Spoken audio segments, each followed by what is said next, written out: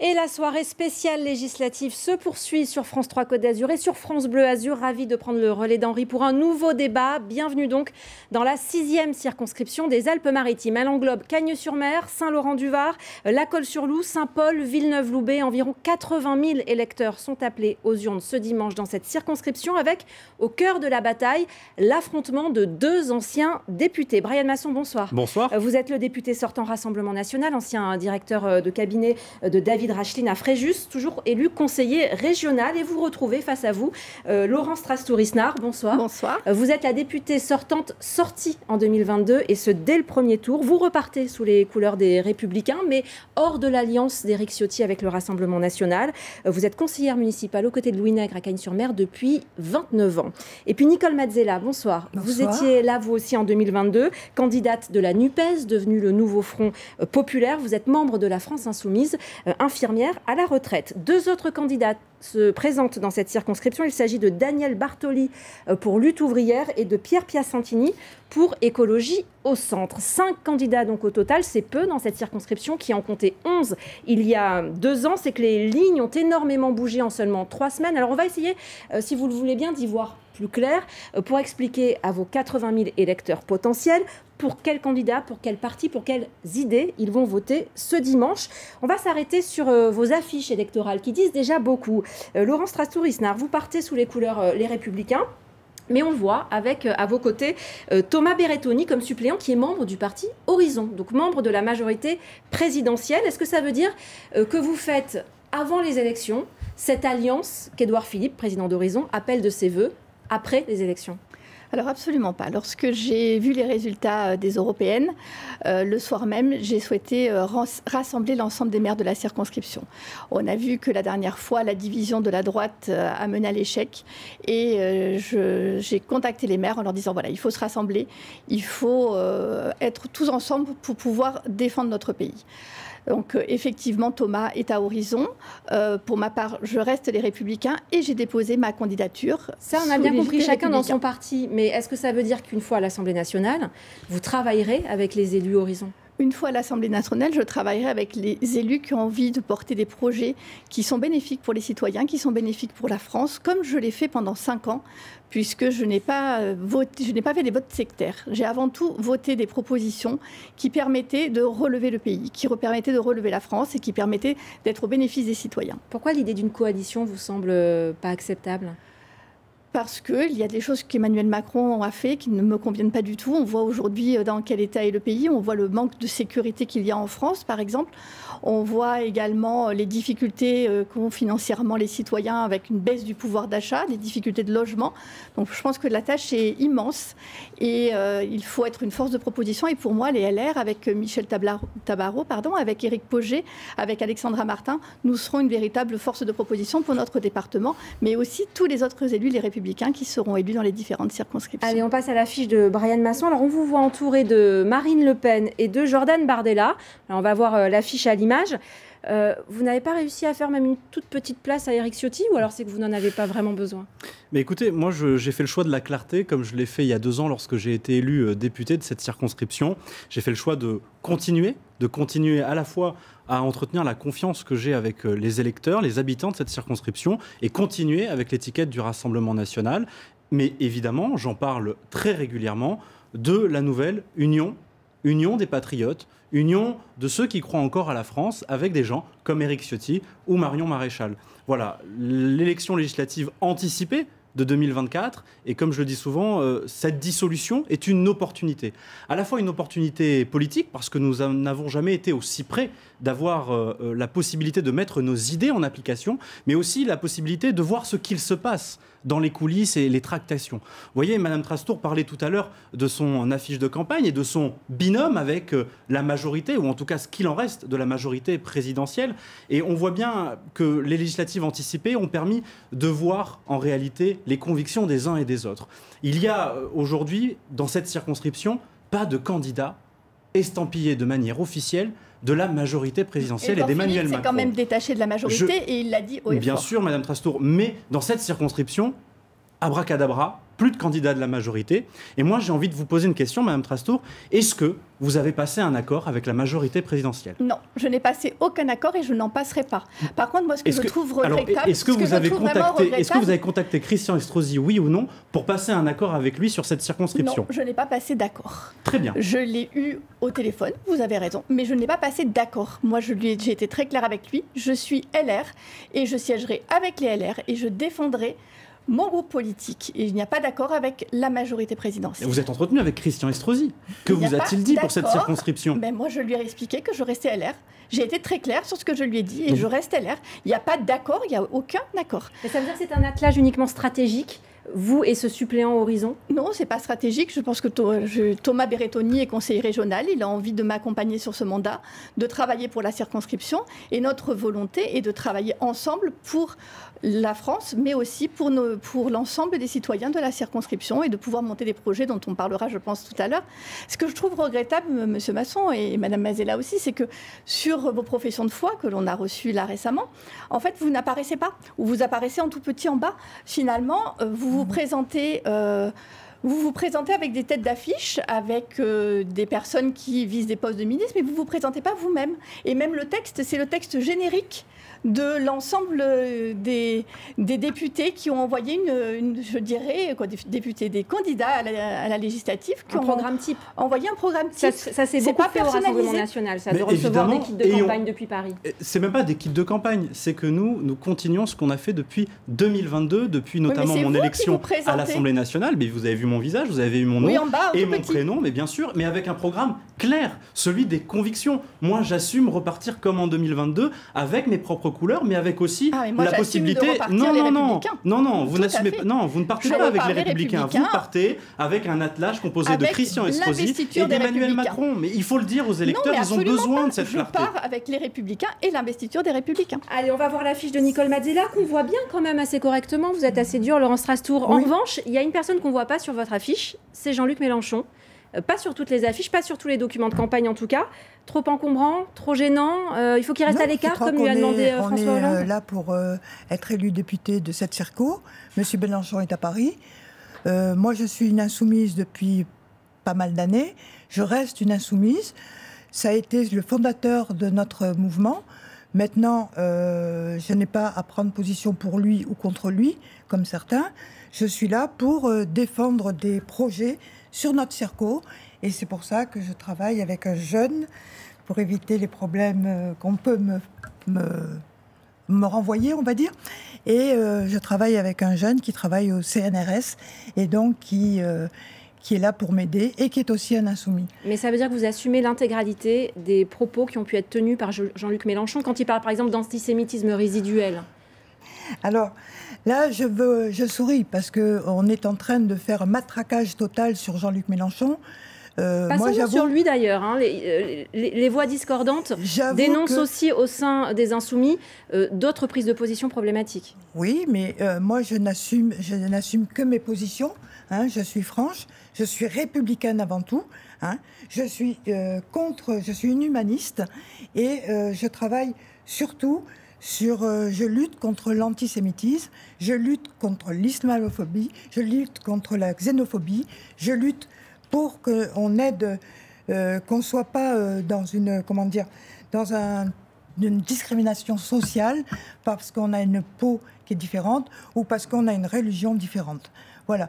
Donc après, si à Paris, les grands chefs se disputent, c'est leur problème. Moi, mais vous n'avez jamais tiqué à la lecture de tweets ou de communiqués? Non, parce que j'ai écouté M. Mélenchon, je suis allée le voir en meeting. Je n'ai jamais entendu dire quelque chose qui soit contre antisémites. Alors, je rappelle aussi... Il s'est bien rattrapé depuis sur l'antisémitisme, Jean-Luc Mélenchon. Je vous signale et je vous rappelle qu'il n'y a aucun procès contre M. Mélenchon. Hein. Donc, quand on sait que c'est un délit, si véritablement il y avait eu quelque chose d'antisémite, je vous garantis que certaines personnes l'auraient déjà amené au tribunal. Voilà. Bon, on est ici sur une circo. Moi, je me bats pour cette circo. Eh bien justement, on va revenir sur cette 6e circonscription et sur les résultats aux dernières élections européennes. Le Rassemblement national y a fait plus de 42% des voix, Renaissance 13%, Reconquête est arrivée en 3e position, c'était assez unique dans le département avec quasiment 10% des suffrages, Place Publique PS, la gauche 8,6% et puis les Républicains 8,3% des suffrages. Brian Masson, quasiment 5 points de plus qu'au niveau départemental pour le Rassemblement national, 11 points de plus qu'au niveau national. Et si on additionne les voix de Reconquête, dont le candidat, cette fois-ci, ne s'est pas présenté et vous soutient, on arrive à plus de 50%, je crois 51 ou 52%. Oui, je crois, c'est ça. Si vous récoltez exactement les mêmes voix dimanche prochain, vous pourriez être élu au premier tour. Est-ce que c'est votre objectif ? Mon objectif, c'est d'être réélu. D'être élu sur un projet clair, sur un programme clair qu'on évoquera ensemble tout au long de cette émission, mais aussi d'être élu parce que le travail a été fait depuis 2 ans. Je crois que le Rassemblement national est en corrélation avec ses élus, avec ses représentants sur le territoire. Si j'avais été un mauvais député, jamais le Rassemblement national aurait fait 5 points de plus dans ma circonscription par rapport à 2022 et par rapport aussi au département. Donc je suis assez satisfait de ces résultats, mais c'est ce que je dis aux électeurs. Il faut voter dimanche. Dimanche, c'est essentiel. Le 30 juin, tout va pouvoir se jouer. Est-ce qu'on veut laisser la main et les clés du pouvoir à la France insoumise, à la nouvelle NUPES qui est en train de se constituer, avec tous les éléments dangereux pour la République, pour la démocratie et pour ce qui fait de nous des Françaises et des Français? Ou est-ce qu'on arrive enfin à faire l'union nationale tant attendue par les électeurs? Parce que vous le voyez, ici, dans cette circonscription, on a toute la représentation de ce qu'est l'union nationale. Les électeurs réclamaient cette union des droites, comme certains l'appellent. Les électeurs l'ont faite et Éric Ciotti a conclu ces dernières semaines à cette union et l'a acté, en tout cas, dans notre circonscription. Nicole Mazzella, on a perdu ses lunettes, mais on va vous les redonner. Elles vous seront utiles. Laurence Rastour, il a été un bon député, Brian Masson, à l'Assemblée nationale? Alors, Brian Masson n'a pas beaucoup siégé en commission.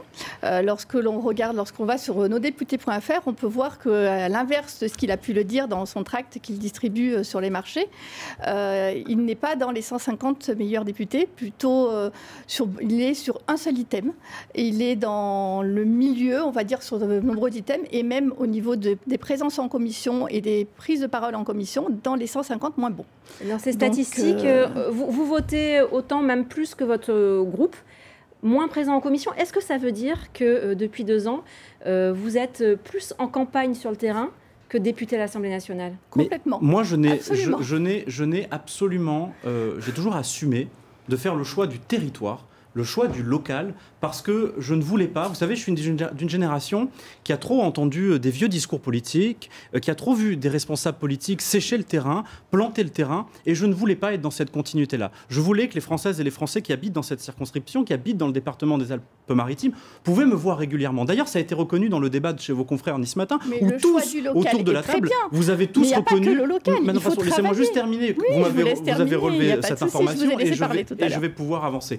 Et ça a été reconnu par l'ensemble de mes adversaires sur mon travail sur le terrain, mon travail aussi à l'Assemblée nationale, parce que vous parlez d'une présence en commission, mais n'oubliez pas l'ensemble des rapports que j'ai rédigés pour l'Assemblée nationale, l'ensemble de mes interventions au sein de l'hémicycle, et peut-être pas en commission, mais dans l'hémicycle pour faire avancer des projets pour la France. Et je rappelle que je siégeais dans la 2e commission la plus importante de l'Assemblée nationale, qui se réunissait quasiment tous les jours de la semaine, quasiment à toutes les heures, et j'ai fait le choix, en effet, de me concentrer sur ce qui touchait les habitants de mon territoire. Et c'est quoi? C'est le pouvoir d'achat, c'est l'immigration et c'est l'insécurité. Voilà, je préférais laisser ma place à d'autres, notamment pour les députés qui viennent de la ruralité. Nous avons une circonscription, vous le savez, qui est particulière du fait d'être dans le département des Alpes-Maritimes. Une circonscription qui est confrontée à l'immigration et à la submersion migratoire, qui est confrontée aussi aux problématiques du pouvoir d'achat. Non, non, madame, j'exagère absolument pas. Vous connaissez, j'espère que vous connaissez les chiffres de l'immigration sur notre département des Alpes-Maritimes. Oui, mais attendez, l'immigration ne s'arrête pas à Menton, hein.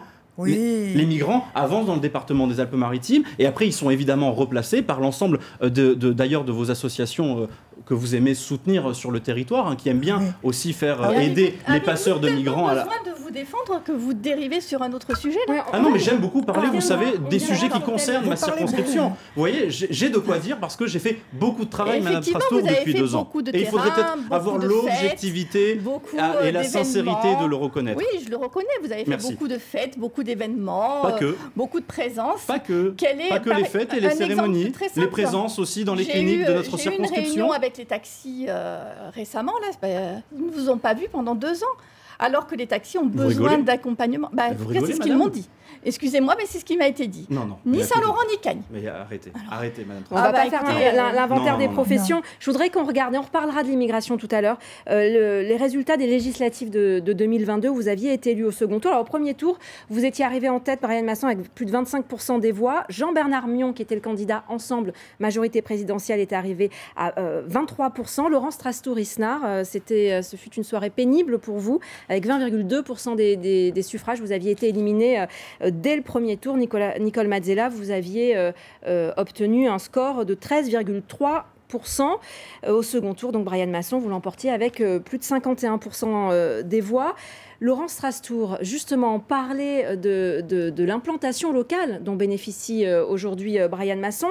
Vous dites que ça va être compliqué encore pour vous cette fois-ci, ou que le RN, ce député RN, dans l'histoire de cette circonscription qui n'a toujours voté qu'à droite, n'est qu'un accident de parcours?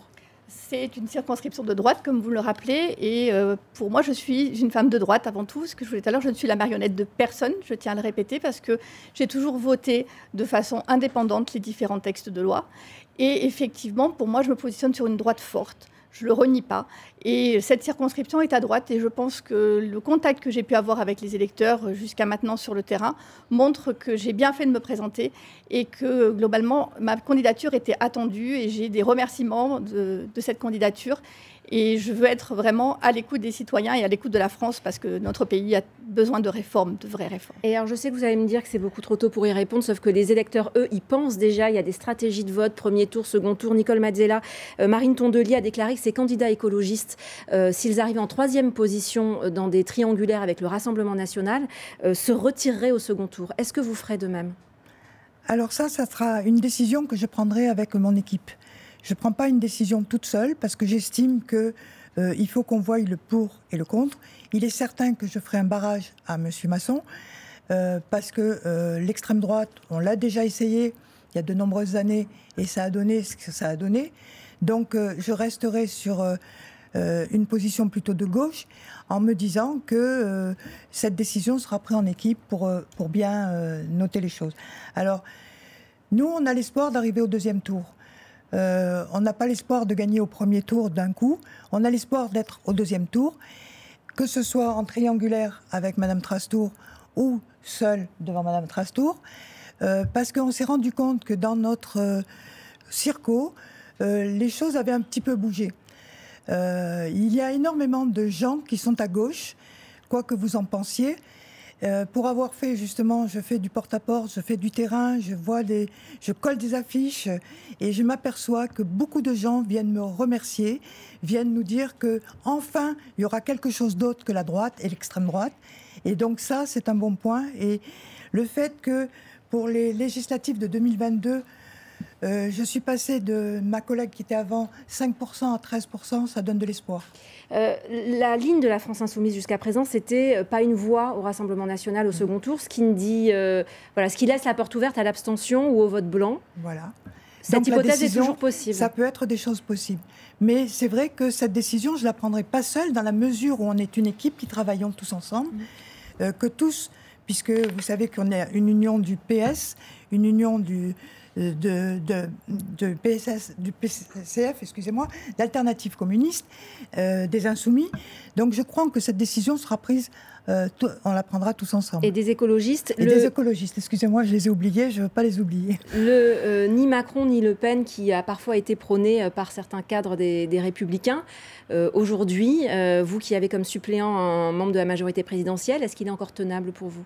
Pour moi, il est tenable, mais pour l'instant, je pense que le gros problème aujourd'hui en France, ce sont effectivement les deux extrêmes. Je dirais ni l'extrême droite, ni l'extrême gauche, parce que c'est une aventure dangereuse. Dans les duels au second tour, Nouveau Front Populaire, Rassemblement National, vous appellerez à l'abstention au vote blanc ? J'appellerais à ce que, pour moi, l'électeur est responsable et c'est à lui de prendre sa décision. Voilà. Pour ma part, je pense que les gens sont en responsabilité pour qu'on n'ait pas à influencer leur vote, ce que d'ailleurs j'ai déjà fait et que je renouvellerai s'il fallait le renouveler. Alors on passe dans le champ des idées, vos programmes politiques. D'abord, peut-être une remarque et une question. Si on veut citer un point du programme du Rassemblement national, il y a une mesure qui peut nous venir à l'esprit. Idem pour le nouveau Front populaire. On réfléchit à un point du programme, une mesure saillante qui émerge. Ce n'est pas le cas, ni pour les Républicains, ni pour la majorité présidentielle. Laurent Strastour, est-ce que vous reconnaissez une certaine faiblesse programmatique, un manque d'une mesure symbolique qui reste dans l'esprit des gens? Pour ma part, la mesure symbolique, et je trouve qu'elle n'est pas du tout symbolique, mais qu'elle est essentielle, c'est de remonter le pouvoir d'achat des Français et de travailler sur le pouvoir d'achat des Français et de faire des économies sur la fraude, comme je l'ai déjà dit, parce qu'on se rend compte qu'il y a énormément de fraude à la carte vitale, qu'il y a énormément de fraude à la CAF, donc il y a un gros travail à faire sur la fraude pour pouvoir récupérer des fonds afin de valoriser le pouvoir d'achat des Français, de revaloriser. Est-ce que vous connaissez le taux de la fraude? Combien coûte la fraude sociale? Écoutez, je ne l'ai pas en tête, voilà. Mais je vous laisse me le dire. Alors, je vais vous le dire, c'est 25 millions d'euros. D'accord? Par contre, la fraude fiscale, c'est 110 milliards. Donc, ça vous voulez recruter des inspecteurs des impôts, d'ailleurs, pour lutter contre cette fraude? La fraude sociale, ça représente à peu près 0,01%. Donc je pense que quand on veut lutter pour la fraude, c'est 3 milliards la fraude. Non.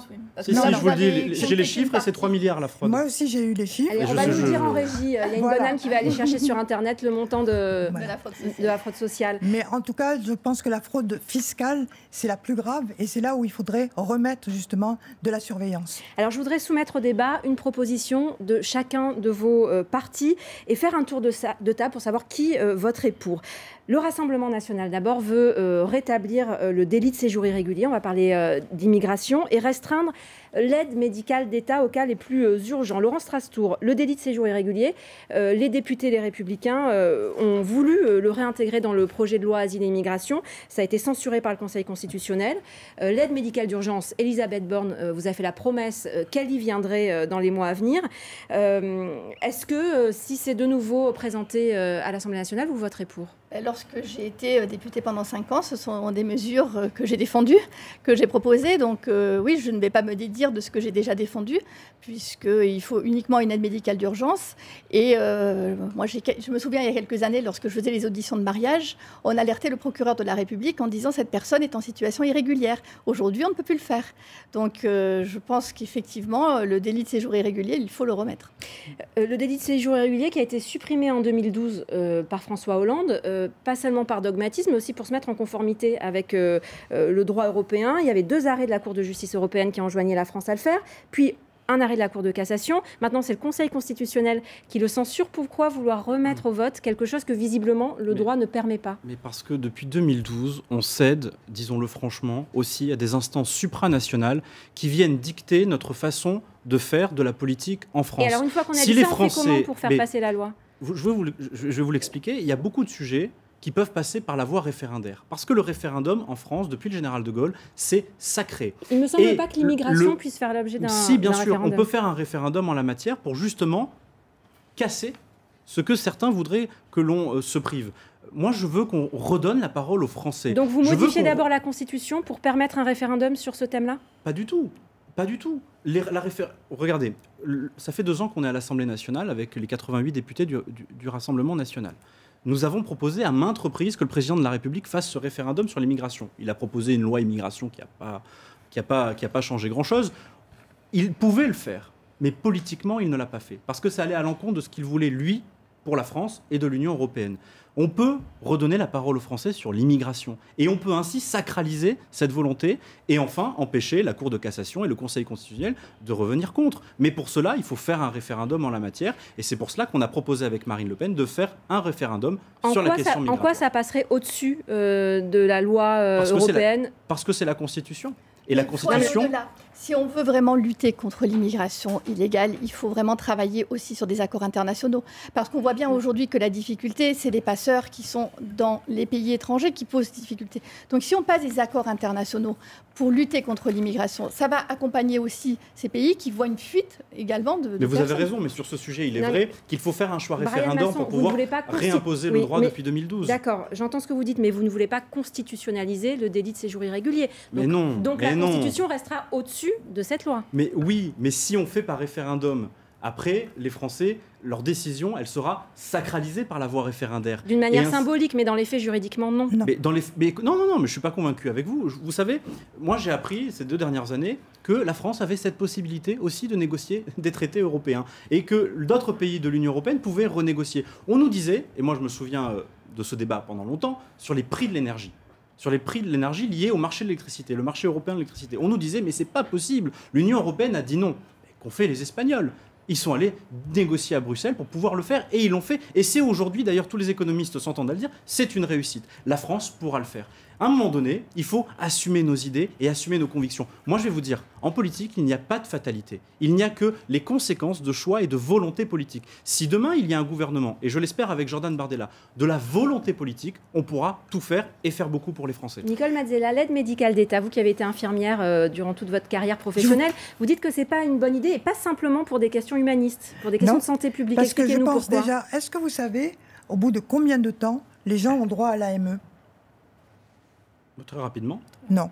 Allez-y. Non, 9 mois. Allez-y. Il faut 9 mois. Ah bah, excusez-moi. Il faut 9 mois. À l'hôpital, j'ai travaillé comme ça, c'est 9 mois. Madame Mazzella, une question. Une personne malade vient à l'hôpital, on ne la soigne pas ? Vous êtes en train de me dire ça, Madame Mazzella ? Non, on la soigne. Ah bon, merci. Non, attention. Non, d'accord. Attention, je ne dis pas qu'on ne la soigne pas. Je parle j'étais un peu étonnée, là. Parce que vous êtes tous en train de dire qu'il faut supprimer l'AME et le remplacer. Vous avez parlé, vous, d'un je sais plus, un truc vital, un AME vital, je sais plus. Oui, pour les questions d'urgence. Mais évidemment, les urgences vite, mais quand même.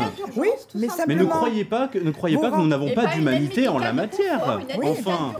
Parce qu'il n'est pas normal que quelqu'un avec une petite retraite va se retrouver à payer des suppléments, à payer une partie des médicaments, ça, c'est le libéralisme. alors qu'une personne en situation irrégulière ne va rien payer. Ah, mais ça, c'est vous qui le dites aussi. Expliquez-nous pourquoi l'aide médicale d'État, pour vous, est une question importante de santé publique. Parce que pour moi, l'aide médicale d'État, puisqu'on sait qu'on a une migration qui vient aussi bien de problèmes climatiques que de guerre, ces gens qui arrivent, qui ont traversé 36 pays dans des conditions infâmes, ces gens-là peuvent arriver avec des maladies. On a eu la tuberculose qui est revenue il n'y a pas très longtemps. On n'en avait plus en France.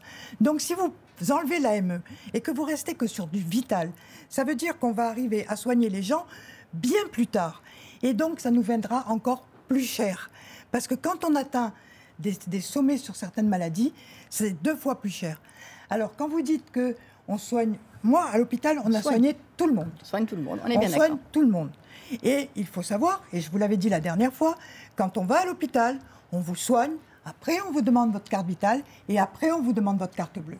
Vous allez dans des cliniques, et moi j'y suis allée, on vous demande la carte bleue, après la carte vitale, et après on vous soigne. Voilà la différence. On n'a pas dû fréquenter les mêmes hôpitaux, parce que pour avoir été à l'hôpital, on m'a fait un dossier d'admission avant de rentrer, et on m'a demandé ma carte vitale avant de rentrer. On fait une petite pause pour répondre à une question qui était restée en suspens, et on n'aime pas trop ça sur France 3, ne pas donner toutes les réponses.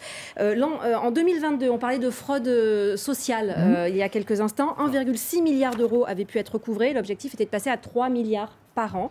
Parce qu'on sait que c'est ce qu'on peut récupérer. Voilà, donc on a les sommes de ce qu'on recouvre et des objectifs à tenir. On va passer à une proposition du nouveau Front populaire, Nicole Mazzella, sur les retraites, l'abrogation de la réforme des retraites votée en 2023. On va le voir en image avec un objectif, aller vers la retraite à 60 ans pour tous. On n'a pas vraiment d'objectif de temps, de date, d'échéancier. Si le Rassemblement national le propose, une fois de plus, Nicole Mazzella, ça fait partie de leur programme, l'abrogation de la réforme des retraites. Je crois que M. Bardella est revenu là-dessus.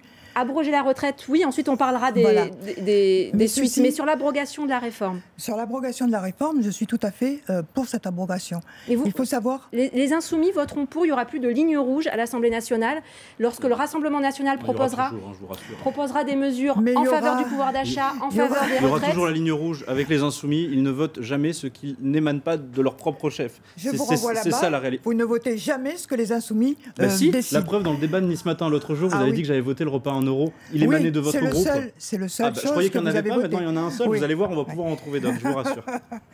Brian Masson, en effet, plus Jordan Bardella s'explique sur les retraites et plus c'est flou. Plus c'est flou, oui. La retraite à 60 ans pour les carrières longues, ça on a compris. Pour les gens qui commencent à travailler avant 20 ans avec 40 annuités. Mais hier soir, lors du débat sur TF1, on a appris qu'il n'y aurait pas que des gagnants et que, par exemple, un jeune à qui on a dit fait des études et qui commencerait à travailler à 25 ans devrait travailler jusqu'à 67 ans avec 42 années de cotisation. L'âge pivot, l'âge légal de 64 ans disparaîtrait. Non, c'est comme ça que ça va se passer. Non, ça a été repris, ça sera 66 ans, mais aujourd'hui, c'est les critères qu'il y a. Ça a été repris juste après le débat, quelques heures après. Justement, il y a eu un quiproquo durant le débat, mais ça a été très bien expliqué d'ailleurs. C'est un quiproquo ou une erreur de Jordan Bardella? Ah non, du tout, c'est un quiproquo parce que tout le monde s'est basé sur ce qu'on faisait il y a quelques années. Après, les débats étaient assez compliqués. Mais moi, j'entendais juste sur la réforme des retraites. Oui, nous on n'a pas changé.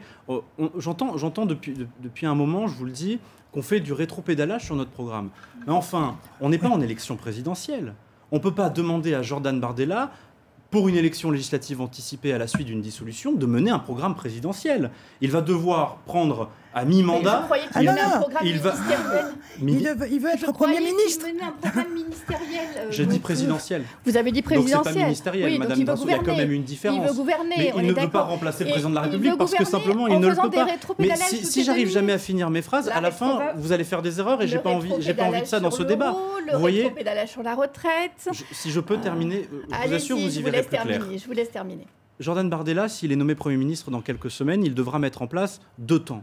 Le premier, c'est le temps de l'urgence. C'est celui des grandes réformes que l'on pourra faire cet été, notamment sur la TVA. Et il y aura évidemment le temps de l'action et des réformes avec le budget, le projet de loi de finances qui arrivera en octobre. Et c'est là où on évoquera les retraites. L'âge légal de départ à la retraite, ce sera toujours 64 ans, 65, 66 ? On ne parle pas d'âge légal, on parle d'annuité. Et ça aussi, ce débat, il a été faussé depuis le début. Vous enlevez l'âge légal ? Non, on ne l'enlève pas, mais il faut évoquer les annuités. Parce que vous l'avez rappelé tout à l'heure, si on commence à travailler avant 20 ans, il y aura les annuités, mais par contre, on met la limite à 60. Oui. Là, il y a, et si on commence à travailler après 20 ans... Et là, on parle d'annuité. Donc 42 ans, quoi qu'il arrive, même si on commence à travailler à 24, 25 ans, ça peut nous amener jusqu'à 66, 67 ans, on est d'accord. Oui, ça peut nous amener. Vous mais imaginez si vous voulez... les gens travailler à 67 ans? On n'a rien entendu sur la politique familiale non plus, et les femmes et les personnes qui ont eu des enfants. Ah, ça a été pris dans notre réforme qu'on a présentée au Parlement. Oui, regardez, là, on a fait un débat et on a parlé... Ça n'a pas été évoqué du tout. Mais on ne peut pas l'évoquer. Il n'y a rien qui a été évoqué sur la politique familiale. Mais on ne peut pas l'évoquer. Mais Madame Trasnour, vous avez suivi le débat hier soir? Avez-vous suivi le débat hier soir avec les 3 grandes figures de ceux qui se présentent aux législatives anticipées? On a évoqué beaucoup de sujets et on n'a pas pu évoquer le détail de tous les sujets parce qu'évidemment les questions étaient assez volantes. Mais lisez notre programme, il est disponible sur Internet, il est disponible assez partout. Il a disparu à un moment donné, je vous le signale. Oui, il s'est envolé, abracadabra, non. Non. Vous trouvez tout sur Internet. On a fait une grande conférence de presse cette semaine par Jordan Bardella. Vous trouverez toutes les réponses à vos questions. Allez, une proposition des Républicains, elle est assez simple et générique. Baisser les impôts des revenus, des salaires, du travail. Baisser aussi les impôts sur les revenus locatifs. Laurence Trastour, moins de recettes pour un État déjà très endetté. On n'est plus du tout dans la trajectoire européenne. On fait comment ? Moins de recettes, mais également un boost de la consommation, une revalorisation du pouvoir d'achat. À partir du moment où on paye moins d'impôts, ça permet de mieux consommer, de plus consommer. Automatiquement, une augmentation des rentrées de TVA. Après, il faut baisser la TVA aussi, pour moi, sur les produits de première nécessité. Ça, on l'avait dit. D'ailleurs, un rétropédalage aussi de M. Bardella. Aucun rétropédalage. Il en a parlé, après, il n'en a plus parlé.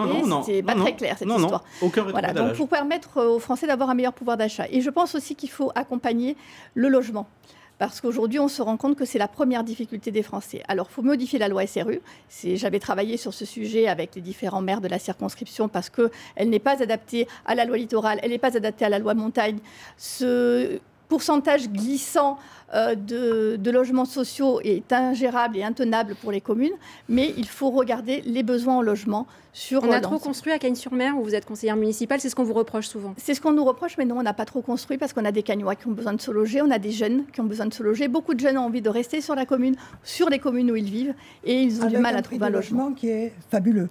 Il faut savoir que les jeunes, à l'heure actuelle, moi j'habite dans une région qui est Villeneuve-Loubet, ça fait très longtemps que j'y habite. Il faut savoir que les personnes qui ont des maisons familiales, puisque à l'époque, Villeneuve-Loubet, c'était vraiment le petit village, sont obligées de transformer leur garage pour loger les jeunes qui ne peuvent absolument pas se loger dans le coin et qui travaillent dans le coin. Donc moi, là, je me pose des questions. Vous parlez d'enlever le SRU, mais... de la modifier, pas de l'enlever. De l'adapter en fonction des communes. Alors, et en fonction des besoins. Dans les constructions, vous verrez qu'on construit énormément sur notre région, puisqu'on a bétonné. Il faut reconnaître que Cagnes-sur-Mer, c'est bétonné. Saint-Laurent-du-Var, c'est bétonné. Villeneuve-Loubet, un peu moins Donc bétonné. Vous n'êtes pas favorable au logement? Si, je suis favorable au logement, mais arrêtez de faire des logements de haute standing. Parce que ça, Mais on fait 30% de logements sociaux, madame? Non. On n'est pas à 30% de logements sociaux dans notre région, malheureusement. Si on l'était, sur les communes que vous avez citées, c'est le but à atteindre. Villeneuve-Loubet, Cagnes-sur-Mer, Saint-Laurent, c'est l'objectif. Payent suffisamment là-dessus, puisqu'ils n'ont pas le pourcentage de logements sociaux. On n'y est pas, mais en tout cas, chaque maire de la circonscription travaille pour construire des logements. Et vous venez de dire vous-même, puisque ça s'est construit. Oui, ça s'est construit pour des logements qui ne sont pas abordables pour des jeunes. Non, pour des logements sociaux. Non, Alors, on va revenir sur la question des impôts, vous évoquiez votre volonté de baisser les impôts. Nicole Madela, vous, au contraire, vous assumez, il faudra augmenter les impôts.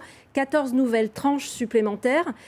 Qui va commencer à payer plus à partir de quel salaire mensuel net? Alors, il faut savoir qu'on avait calculé par rapport aux 14 tranches pour que ce soit plus juste. Il faut savoir que ceux qui payeront le plus, ce sont ceux qui auront plus de 4 000 € par mois. Et ceux qui payeront moins, ce sont ceux qui auront moins de 4 000 € par mois. Vous avez vu le salaire à l'heure actuelle. Les salaires sont très bas. Quand vous avez des gens, ça fait 8 ans, 20 ans qui travaillent à l'hôpital et qui vont partir avec une retraite qui est minime, parce qu'ils gagnent à la fin de leurs 20 ans à l'hôpital 1 700 €, vous enlevez, vous voyez ce qui reste. Brian Masson, vous proposez l'exonération d'impôts pour tous les moins de 30 ans. Alors autant vous faites pour les retraites le distinguo entre les jeunes qui ont commencé à travailler tôt, ceux qui ont pu faire des études, autant pour les impôts, qu'on soit très bien payé ou dans la galère, on ne paiera pas d'impôts. Pourquoi ne pas distinguer, ne pas cibler les contribuables les plus exposés? Parce que ce serait anticonstitutionnel. Il doit y avoir l'égalité face à l'impôt.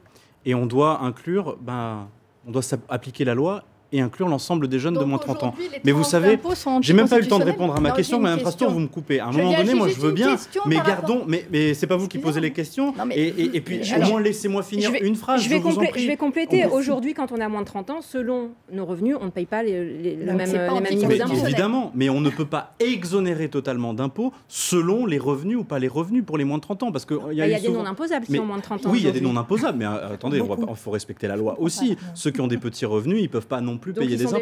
Mais ils sont déjà exonérés. Mais pourquoi on a fait... Allons au cœur des choses. Pourquoi on a fait ça? Pourquoi on a proposé cela? Parce qu'il y a, depuis plusieurs années maintenant, plusieurs décennies, beaucoup de jeunes qui ont décidé de fuir la France. Parce que la France était un enfer fiscal, parce que aussi pour les études, c'était pas assez attractif, et parce que, tout simplement, la France ne leur a pas donné de chance, ou en tout cas assez d'opportunités. Trop de jeunes sont partis, trop de jeunes ont quitté le territoire national. Et aujourd'hui, on fait quoi? Comment on fait pour les faire revenir? On essaie de faire des leviers, et des leviers fiscaux. Leur dire que voilà, jusqu'à 30 ans, eh bien, vous serez exonéré d'impôts sur le revenu. Mais aussi, on propose, et ça vous ne l'avez pas précisé, et je le précise du coup maintenant, pour ceux qui créent des sociétés, pour inciter à la création de sociétés, pour inciter aussi aux jeunes à croire en eux et à pouvoir monter des TPE-PME, et pourquoi pas des grandes start-up, des grandes nationales. Vous voyez, il faut inciter les jeunes à rester sur le territoire national, mais aussi les inciter fiscalement pour qu'ils puissent aussi fonder une famille, pour qu'ils puissent aussi s'installer, pour qu'ils puissent aussi devenir propriétaires. Moi, je fais partie d'une génération où c'est très difficile aujourd'hui de devenir propriétaire. C'est très difficile aujourd'hui de fonder une famille. Parce que les revenus, et surtout sur la Côte d'Azur, et surtout dans notre circonscription où les prix de l'immobilier n'ont eu de cesse de flamber. Et comment on fait? Est-ce qu'on ne pense pas à ces jeunes-là? C'est pour ça aussi que j'ai évoqué durant mes 2 années à l'Assemblée nationale, et en tout cas on a tenté de le faire, sur les droits de nos nations, sur les successions, sur l'héritage, pour inciter, pour faciliter les transmissions. Brian Masson, vous voulez aussi renationaliser les autoroutes. Oui. Vous dites très attaché aux services publics, des hôpitaux, des écoles, des routes. En revanche, quand il s'agit de l'audiovisuel public et donc de l'information, alors là, vous avez une obsession, c'est privatiser. Pourquoi ? Quel sens ? Et est-ce que demain, après-demain, dans 6 mois, France 3 sera vendu à un privé ? Je vous rassure, il n'y a pas d'obsession de notre côté. Il y a simplement un choix politique. Ce choix politique, nous l'assumons. On comprend les débats, on entend les débats, mais il faut faire des choix. Et il faut faire des choix parce qu'aujourd'hui, beaucoup de Français ont le sentiment, et je ne parle pas du service public régional, mais ça quand fera vous passez à partie. France 3, c'est pas France 3. Quand vous passez à France Bleu, Non. c'est pas France Bleu. Non, parce que malheureusement, vous avez des têtes de gondole, vous avez Radio France, vous avez France Inter, vous avez beaucoup d'émissions de télévision. Vous savez, je vais vous citer un exemple. La dernière campagne des législatives, début mai, c'était après les présidentielles.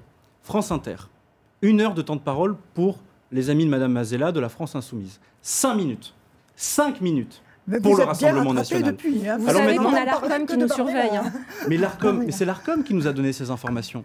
C'est l'ARCOM qui nous a donné ces informations. Donc l'ARCOM a constaté qu'il y avait des chaînes du service public qui, délibérément, ne voulaient pas inviter des élus, et aujourd'hui, c'est des plutôt une chaîne parlementaires du Rassemblement de radio privée national. qui est rappelée à l'ordre. Mais faisons-le. Mais heureusement que l'ARCOM fait son travail pour le public comme pour le privé. En tout cas, nous, c'est notre ligne, c'est ce qu'on a proposé depuis un moment. Je vous rassure, on n'était pas les seuls à le proposer, d'ailleurs, mais visiblement, on est les seuls à avoir droit à ce procès. Mais très bien, nous l'acceptons. Vous voterez la et nous privatisation, Laurence Rastour ? Écoutez, j'étudierai le texte et puis en fonction, on fera les amendements qu'il faut. Alors, je voudrais maintenant qu'on revienne sur vos priorités. À l'heure actuelle, ce sont des gros comme Bolloré qui ont le maximum de chaînes. Hein, et quand vous regardez les informations, on ne voit que vous, enfin vous, votre parti, hein, je ne parle pas de vous, ce n'est pas une attaque contre vous personnellement. On ne voit que vous et M. Macron. Non. Et M. Macron, mais non, vos collègues, ils ne veulent pas aller sur CNews. Non. Ils ont refusé. Ils ont même été chassés. Ils ont même été chassés de vos manifestations. Mais oui, mais dites-le. Madame Layani, je voudrais juste rétablir une vérité. Il n'y a rien d'anticonstitutionnel que de faire des tranches d'impôts comme c'est aujourd'hui. Donc tout à l'heure, je n'ai pas vraiment compris votre intervention. Vous ne m'avez pas souhaité que je vous interrompe et je le comprends. Mais il n'y a rien d'anticonstitutionnel de faire différentes tranches, comme c'est le cas aujourd'hui. Je voudrais qu'on revoie ensemble le visage d'une jeune fille, Salomé, victime d'un féminicide à Cagnes-sur-Mer. On va en arriver à vos propositions. Elle est morte, elle a été tuée sous les coups de son ancien conjoint en août 2019. Et vous étiez en tête de cette marche blanche au premier rang, en sa mémoire. La lutte contre les violences sexistes et sexuelles, c'est au cœur de votre combat politique. Qu'est-ce que vous ferez de plus si vous êtes élu que ce qui a déjà fait ? Il y a déjà eu des millions d'euros déversés pour cette cause, des bracelets anti-rapprochement, des mesures d'éloignement, des centres d'hébergement. Quoi de plus ? Alors exactement, il y a beaucoup de choses à faire encore. Il faut encore développer le bracelet anti-rapprochement. Il faut mettre en place plus de téléphones grave danger. Et puis sur la circonscription, je souhaite qu'il y ait la création d'une maison des femmes où on puisse accueillir les femmes victimes de violences avec des logements pour pouvoir les héberger, un service médical pour les accompagner, que ce soit de façon psychologique mais aussi médicale, parce qu'on sait bien qu'il y a des femmes victimes de viol. D'ailleurs, ça fait partie des propositions de loi que j'avais présentées à l'Assemblée nationale, pénaliser plus fortement le viol, pénaliser plus fortement tout ce qui est violence conjugale et prendre en compte les enfants qui sont les victimes collatérales. C'est déjà le cas, mais il faut vraiment un accompagnement des enfants. Il faudrait peut-être aussi une éducation par rapport à ça, aux jeunes, parce qu'il faut qu'ils arrivent à comprendre que les hommes et les femmes, ce sont des gens égaux, hein, et qu'on arrête et c'est au niveau de l'éducation qu'on arrivera peut-être à changer Mazella, il la nous reste mentalité. 2 minutes 45 précisément. Non, mais je vais vous redonner la parole. Votre première proposition de loi, si vous étiez élu demain. Alors moi, vous savez que je suis sur la santé, et j'aimerais qu'on revienne sur les hôpitaux, sur la façon dont on les a traités, qu'on arrête la T2A qui a plombé les hôpitaux. Hein. La T2A, vous savez, c'est le paiement à l'acte. Ça a entraîné des dérives, parce que j'étais cadre infirmier dans un service. Il faut savoir que je recevais des ordres de faire partir des gens qui n'étaient pas encore en fin de soins. On les faisait partir, rentrer à domicile, parce que quand ils re-rentraient, on pouvait refaire des actes. Et ça, je trouve ça totalement honteux. Allez, Brian Masson, votre première proposition de loi si vous êtes élu député du Rassemblement national. Écoutez, c'est ce que nous répétons depuis longtemps, mais c'est impérativement travailler sur le pouvoir d'achat. Il faut baisser les TVA sur les prix de l'énergie, du carburant, du fioul. Il faut redonner de l'argent aux Français. Il faut prendre le temps de s'intéresser à la fin du mois. Et pendant trop longtemps, les politiques qui nous ont dirigés ne se sont pas inquiétés de la fin du mois des Françaises et des Français. Donc ma première mesure, elle sera évidemment, et je l'espère avec Jordan Bardella, Premier ministre, concentrée sur le pouvoir d'achat des Français. Là encore, la baisse de la TVA de manière, on va dire, non différenciée selon les revenus, pas de chèque énergie ciblé. Pour tous les Français, et on sait que ça va bénéficier d'abord aux petites retraites, aussi aux actifs qui ont du mal aussi à se loger ou à manger comme ils le souhaitent, mais aussi et surtout à nos restaurateurs, aux TPE, PME, à celles et ceux qui font vivre ce territoire, notre département, mais aussi notre pays. La baisse de la TVA, ça profitera à tout le monde, mais surtout et aussi à une grande majorité de Français qui ont des difficultés pour travailler et pour vivre. Il faut peut-être changer le sens de la politique et travailler sur le besoin de la population. On n'a plus l'humain au milieu. Hein, on parle de politique en général, on a oublié l'humain. On a oublié que justement, je viens d'en parler. On est le pays qui prélève le plus d'impôts et qui finalement rend le moins de services publics. Et je pense que sur le service public, il faut y travailler. Le service de public, on n'a pas parlé d'éducation, par exemple. Voilà, c'est un sujet dont on aurait dû parler. On aurait dû parler beaucoup plus aussi d'éducation. Il y a beaucoup de choses en 30 minutes, on ne peut pas tout aborder. De la sécurité des Français, parce qu'on se rend compte aujourd'hui que les Français vivent quand même dans l'insécurité. Il faut travailler sur la sécurité des Français. Et les débats vont se poursuivre sur l'antenne de France 3 Côte d'Azur. On vous donne rendez-vous ce dimanche à 19h50 pour la grande soirée électorale sur l'antenne de France 3 avec nos reporters sur le terrain en direct de tous les QG des principaux candidats et les premières estimations, les premières projections dès 20h. Ce sera avec Henri Migaud et Eloïsa Patricio en plateau. À très vite sur France 3.